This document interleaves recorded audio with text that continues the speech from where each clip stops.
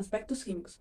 O dióxido de carbono, gás carbônico ou anidrido carbônico é uma molécula composta por um átomo de carbono e dois de oxigênio, formado por ligação covalente. Ele é encontrado na atmosfera na forma de CO2. A reação química de formação do CO2 é simples e ocorre da seguinte forma. É ainda incolor, inodoro e mais pesado que o ar, sendo de difícil detectação no ambiente, pois não apresenta cheiro ou sabor.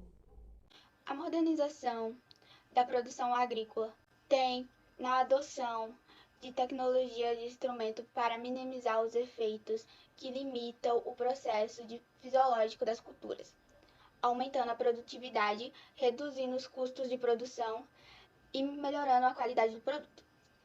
Entre as novas tecnologias, uma das mais produtivas é o uso do dióxido de carbono misturado com água de irrigação, sendo adotado em culturas intensivas com maior adensamento de plantas por área. A aplicação do gás carbono nas culturas melhora o metabolismo e o equilíbrio hormonal das plantas, aumentando a fotossíntese e a absorção de nutrientes, resultando em plantas mais produtivas, mais resistentes a doenças e ataques de praga, gerando frutos de melhor qualidade.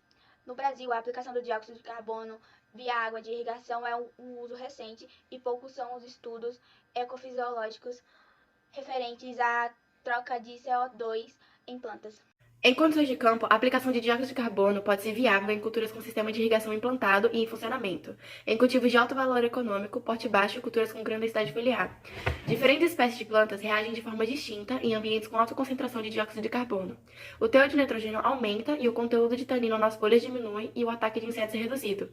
Larvas desenvolvem-se menos em ambientes com maior concentração de dióxido de carbono, e as fêmeas são mais afetadas que os machos. O efeito do dióxido de carbono é maior no verão que no inverno.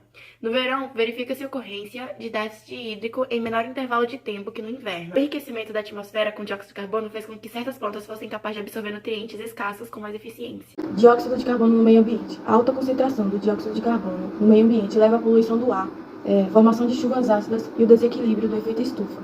Também traz consigo o derretimento de calotas de gelo e a elevação dos níveis oceânicos, resultando em uma grande degradação ambiental de ecossistemas e paisagens.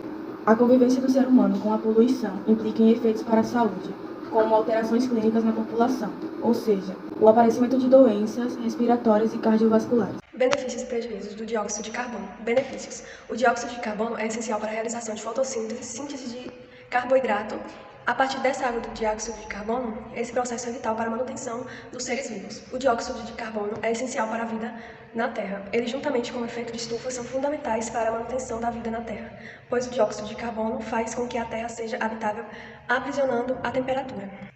Prejuízos. O dióxido de carbono se torna prejudicial quando é expelido pela queima de combustíveis fósseis feitas pelo homem, que constituem importantes alterações nos estoques de carbono, que alteram o clima no planeta. Essas modificações levam ao aquecimento global, causando o efeito estufa. Aspectos químicos da amônia. A amônia é uma substância química composta por três átomos de hidrogênio e um de nitrogênio ligados através de três ligações simples. Sua fórmula molecular é NH3. A amônia é um gás incolor que apresenta um cheiro irritante e se encontra presente em uma mistura denominada inalador de amônia, utilizada para restabelecer pessoas que desmaiam. Pode ser encontrada ainda com três processos: processo de Haber-Bosch, processo de Claude e processo de Solvay. A amônia é matéria-prima e pode ser transformada em nitrato e fazer fertilizantes, como nitrato de cálcio e o nitrato de amônia, que servirão como substâncias com função de fornecer nutrientes para o desenvolvimento das plantas, com o objetivo de melhorar a produção agrícola. O nitrato de amônio é usado em culturas fertirrigadas, uma técnica de adubação em que o fertilizante é diluído na água de irrigação por gotejamento. Fertilizantes usados na agricultura têm como composição nitrato de amônio, que se tornou um dos adubos mais usados e mais conhecidos do mundo. Apresenta o aspecto de grânulos brancos e, se bem armazenado, não apresenta risco aos aplicadores. Alguns estudos indicam que sem o nitrato de amônia, dificilmente a produção de alimentos teria dado conta de suprir toda a população mundial que cresceu exponencialmente nos últimos séculos. Utilização da amônia no meio ambiente. Ao meio ambiente, a amônia oferece grande risco de intoxicação por contaminação hídrica e atmosférica, queima as plantas por desidratação e apresenta intensa acidez pela água.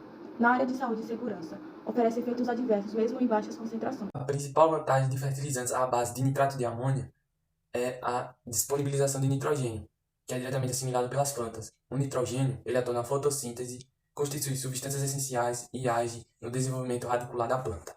A principal desvantagem do nitrato de amônio é que ele tem um alto poder de oxidação. Isso faz com que, ao interagir com outras substâncias ou exposto a condições inadequadas, ele potencializa o poder de combustão. Nome completo.